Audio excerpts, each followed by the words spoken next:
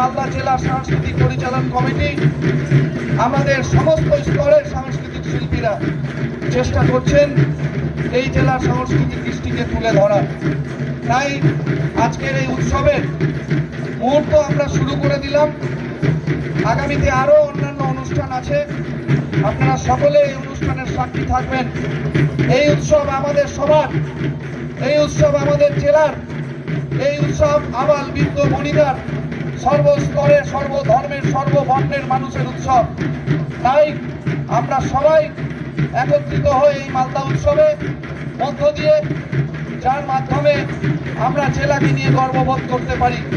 আমি এই কমিটির সভাপতি হিসেবে আপনাদের সকলকে আমি আন্তরিক শ্রদ্ধা জানাবো, যারা যেভাবে আমাদের এই সুন্দর অনুষ্ঠানকে, জেলার সংস্কৃতিকে এক অনন্য নজির স্থাপনের ক্ষেত্রে সহযোগিতা করছেন।